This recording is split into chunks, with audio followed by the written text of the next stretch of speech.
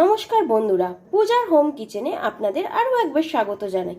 আজ আমি আপনাদের জন্য নিয়ে এসেছি মাছের মাথা দিয়ে বাঁধাকপির তরকারি। এর জন্য আমার লাগবে বাঁধাকপিটা আমি ভালো করে কেটে নিয়েছি। আর লাগবে মাছের মাথাটা আমি ভালো করে ধুয়ে নুন হলুদ মাখিয়ে নিয়েছি। আর আলু, নুন, সরষের তেল, ফোড়নের গোটা জিরে আর তেজপাতা, আর লাগবে আদা বাটা, লঙ্কার গুঁড়ো, গরম মশলা, জিরের গুঁড়ো, ধনের গুঁড়ো, হলুদ গুঁড়ো, কাঁচা লঙ্কা, টমেটো আর চিনি। সবার প্রথমে আমি কড়াইটা বসিয়ে গ্যাসটা জ্বালিয়ে দিলাম। এতে সামান্য জল অ্যাড করে দেব। দিয়ে বাঁধাকপিটা আমি ভাপানোর জন্য দিয়ে দেব। বাঁধাকপিটা আমার দেওয়া হয়ে গেছে। এবার আমি এটাকে ঢাকা দিয়ে দেব। এটা সেদ্ধ হোক, তারপর আমি ফিরে আসছি। বাঁধাকপিটা আমার সেদ্ধ হয়ে গেছে। এটার এবার আমি জল ঝরিয়ে নেব। আবার আমি কড়াইটা বসিয়ে দিলাম। এবার আমি কড়াইতে তেল দিয়ে নিলাম। তেলটা আমার গরম হয়ে গেছে। এর মধ্যে আমি মাছের মাথাটা দিয়ে দিলাম। মাছের মাথাটা আমি ভেজে নেব। মাছের মাথাটা আমি ভেঙে নিয়েছি। মাছের মাথাটা আমার ভালো করে ভাজা হয়ে গেছে। এটাকে এবার আমি তুলে নেব।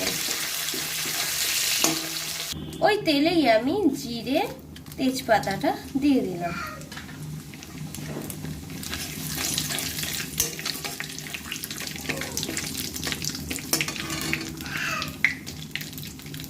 আলুটাকে আমি দিয়ে দিলাম।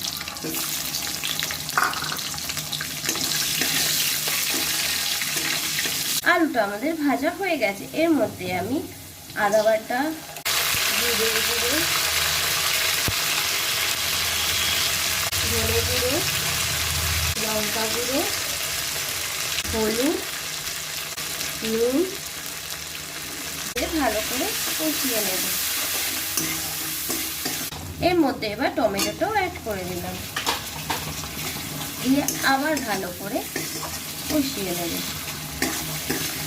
এর মধ্যে এবার কাঁচা লঙ্কাটাও দিয়ে নিলাম। দিয়ে আবার ভালো করে কষিয়ে।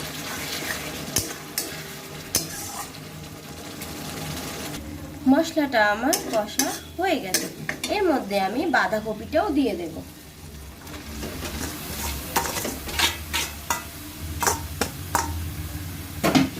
আবার মশলার সাথে বাঁধাকপিটা এবার ভালো করে আবার কষবো।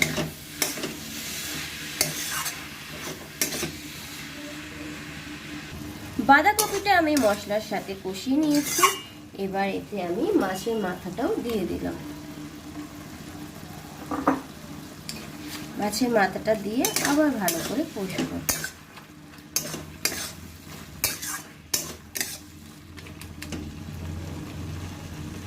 বাঁধাকপিটা আমি মাছের মাথার সঙ্গে কষিয়ে নিয়েছি। এর মধ্যে এবার আমি চিনিটা দিয়ে দিলাম। চিনিটাকে মিশিয়ে দেব।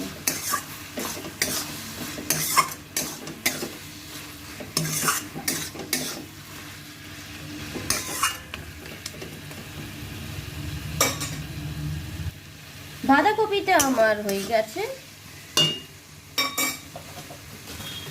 এবার আমি গরম মশলা দিয়ে নামিয়ে নেব।